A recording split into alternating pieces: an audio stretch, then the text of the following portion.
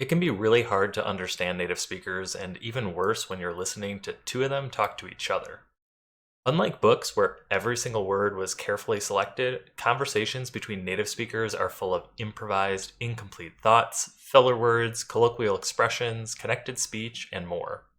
Instead of getting frustrated when you have a hard time understanding, look at it as an opportunity to figure out the little details that are making it difficult. Today, we're going to do just that by first listening to a full conversation, analyzing the confusing parts, and practicing to try to help us remember. We'll do this by analyzing an interview of Lady Gaga. Let's get started. I love scary things. What do you watch? Like, what scary thing? Movies or TV? What do you watch? What don't I watch that's scary? It's very strange. Dangerous things and horror relaxes me. It really freaks out my friends a lot. It particularly freaks out my fiance quite a bit as well. Yeah, yeah, exactly. Like, I'll be, at home and I watch like a ton of Dateline. That's my favorite. Snapped. Did anyone watch Snapped? No, what's Snapped? I know I So missed it's like, Snapped. it's this show where it's like, usually these women that live in like, the suburbs somewhere and are, killing their husbands and buying. Oh, so it's about them snapping? Yeah, they're putting their husbands like, in the trunk of their white Lexus, and then they get caught because they use their Costco card when they buy the axe. Like, I mean, it's just these women are just so insane. They believe so much in their need to kill to survive that they make the most ridiculous mistakes. And it's just, I find it kind of humorous, but he comes home and I'm watching like either that or, some slasher film where someone's head's getting decapitated and I'm like, lullaby. It calms you down, yeah. Well, Yes. did you get... Like a nice cup of tea. Well, I mean, it's some disturbing stuff. I mean, in all the gore and everything like that. But I mean, Ryan Murphy knows how to do it. But this one. Well, yeah, I mean, that's how I guess when you're acquainted with that world and you love the art of darkness, which is something that I find fascinating. It's not for everybody, but I imagine I would have been, one of Hitchcock's groupies. I just love it so much. I find it so interesting, and the dichotomy of sex and horror at the same time. There's something that's really fascinating about this Yeah, year. that sounds a lot like my life. Yeah. But once College, 4 years in college. once you watch these horror films and you start to become acquainted with, the way that serial killers operate. If I don't know if anyone saw The Jinx or, Oh, it was fantastic. The Jinx was unbelievable. You start to realize that there's such a conviction about them, and so that's what I focused on with the characters. So I'm so kind of immune to things being scary that it's, it's easy to do the scenes every day. You can act. I mean, did you go into this business as an actor? Let's not jump the gun. No, you can't. No. I'm being serious. You're fantastic in this. Thanks. People are going to love it. Thank you. You're going to get. Thank you. I worked really hard on it, and I've completely committed to the role, and I'm not doing anything else while I'm doing Horror Story. I'm doing the entire season. I really take it seriously. I went to acting school for almost 10 years growing up in New York. I grew up here. So I went to Strasberg Theater downtown. I studied method acting, and I just was really terrible at auditioning and extremely awkward and couldn't get a job, so I decided to become a singer instead. Really? Thank goodness you did. All right, first things first. There was a little phrase that was repeated 20 times in this conversation. Do you remember what it was? Which was typically pronounced with the weak form of you, which is ya. Is a type of expression known as a filler word, and is one of the most popular ones, at least in American English. Filler words don't change the meaning of a sentence because they don't really add any information. They are useful, however, when it comes to sounding more natural in a conversation. Native speakers typically use words like, I mean, or like to buy themselves time while they're thinking about what to say. You can throw in one of these words as well to buy yourself some more time and sound natural doing it. Is typically used when you are talking about something that you think the other person already knows about, or if you want to make the conversation interactive without having to stop talking. Hey, so I'm throwing a party on Friday and it should be a lot of fun. Or are the classic sounds for when you're not sure about what to say next. You want to come to my party? I'll think about it. Why? What are you doing? I'm just not sure I want to go. I mean is what we use when we're working on clarifying something. Wait, so you don't want to go? I mean, I've got a lot of really important stuff going on right now. And, is what we'd use if we're trying to decide something. Well, you can either come and keep being my friend or stay home and never talk to me again. Let me get back to you on that one. Finally, a word of caution. Filler words should be used in moderation, and ideally minimized in formal speech like in presentations. The one that people hate the most in formal situations is like, so I'd say to try to avoid using it, but know that you'll probably hear it from others. Let's see what else was going on in this conversation. In the first section, we had the question, what do you watch? Which was pronounced like, what do you watch? A common transformation with connected speech. What do you like to do? What do you know about Chicago? Next, we see that Lady Gaga responded to the question, what do you watch that's scary, with another question, what don't I watch that's scary? This expression, where we repeat the WH question in a negative way, is a very common way to emphasize that you do or have done a lot of something. What do you like to eat? What don't I like to eat? We're saying that it would be easier to tell you the things I don't eat because it's a much shorter list. Where have you lived? Where haven't I lived? This emphasizes that I feel like I have lived in a lot of places, maybe because I've moved 5 or 6 times. Notice that we're stressing the negation. What don't I like to eat? Where haven't I lived? Next, do you remember which phrasal verb she used here? It really freaks out my friends a lot.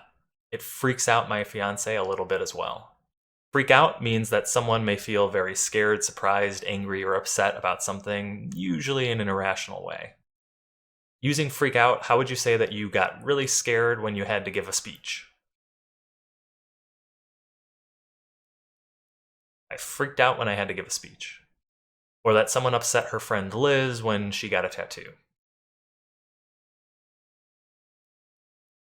She freaked Liz out when she got a tattoo. By the way, Dateline is just a popular TV show in the US that is famous for exploring real-life mysteries and investigating real crimes.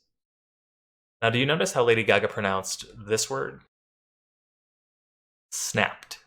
It's not snapped, it's snapped, with a T sound. This happens with past tense ed verbs, where the end of the verb itself, snap, has an unvoiced sound, which means that you're only using your mouth and not the vocal cords to make the sound. These are things like the p in snap, the k in walk, the sh in wash, the ch in punch, or the s of slice, which gives us snapped, walked, washed, punched, and sliced. Next up is our famous sentence full of filler words. How would you simplify it?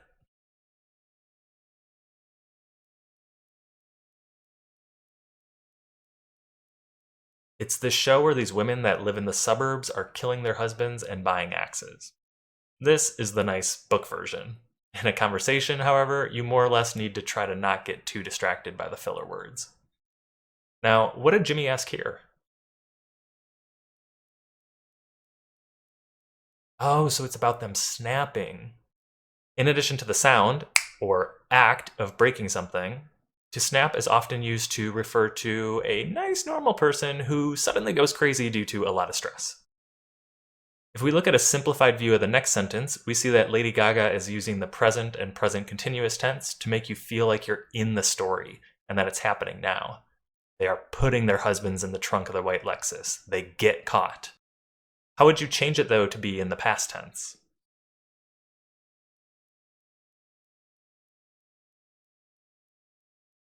They put their husbands in the trunk of their white Lexus, and then they got caught because they used their Costco card when they bought the axe.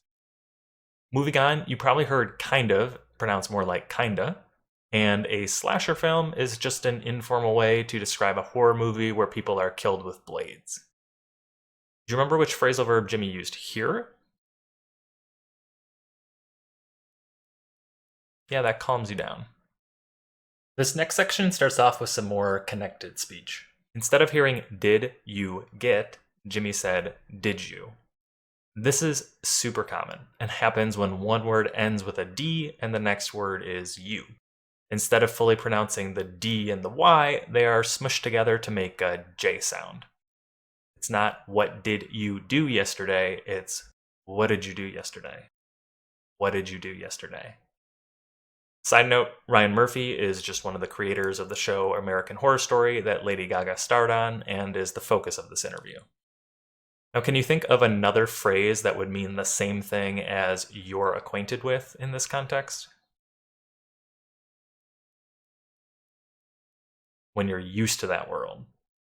Jimmy is saying how it's hard for him to watch horror movies because they're scary, and Lady Gaga says that when you're acquainted with that world, they're easier to watch, which in this case is actually a better fit for to be used to something.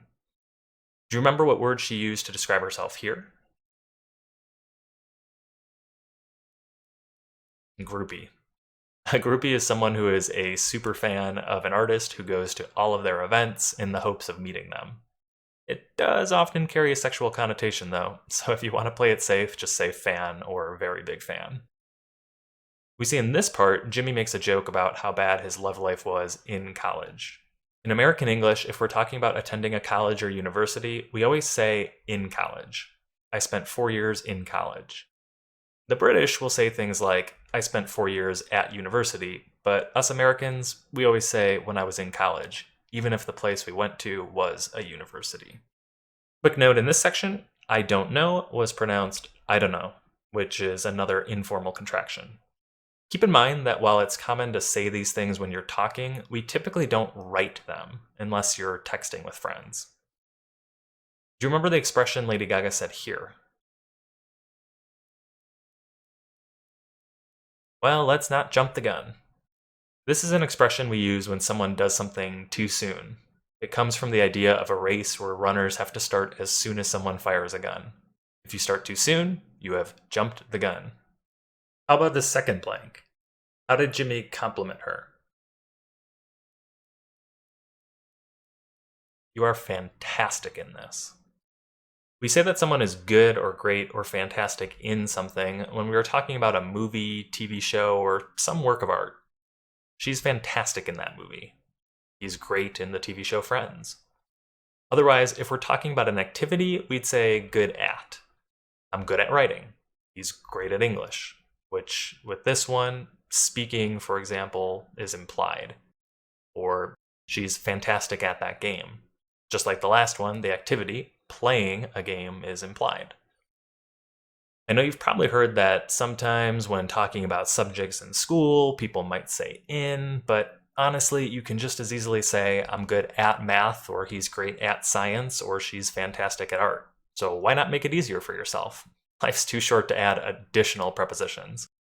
While yes, you will come across a couple more idiomatic expressions that use good in, like he is good in bed, which you can figure out the meaning of that one on your own, or she is great in a crisis, the vast majority of the time you can just say good at. As a quick aside, we of course had some more informal contractions here where Jimmy says gonna. But moving on, can you think of another expression for I've completely committed to the role? I've dedicated myself to the role.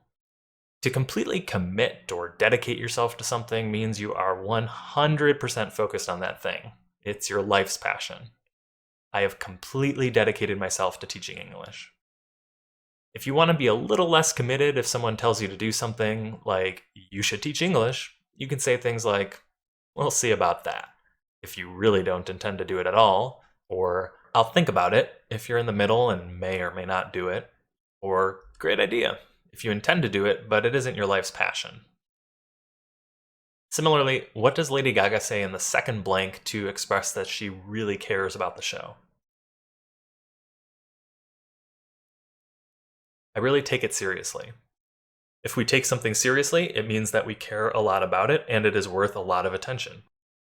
If someone asked, what do you think of Kevin's advice? You might say you take it seriously if you think my advice is worth paying attention to. Or you could say, I just can't take him seriously. It's all right, or it's helpful, depending on how much attention you think you should pay to it. Finally, method acting is just a type of acting where the actors focus on trying to actually feel what their characters are feeling. Let's do 3 quick exercises and then call it a day. How would you answer this question if you do a lot of things to study English? What don't I do to study English? How would you fill in these blanks?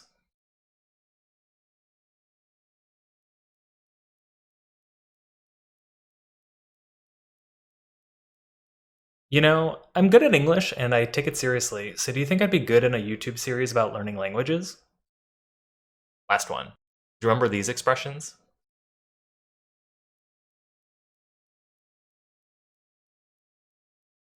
I love your music. I'll be your first groupie. Calm down. Let's not jump the gun. I've only made one song so far. Great job. I know that was a lot. As you can see, in just a short 3-minute conversation, there's a lot you can learn. When you encounter a conversation that's hard to understand, don't get mad at yourself. Instead, look at it as an opportunity to be a detective and figure out what's confusing you. If you like this video and want more, be sure to click subscribe and head over to deliberateenglish.com to learn about how to speak fluent English and understand native speakers. Have a good one.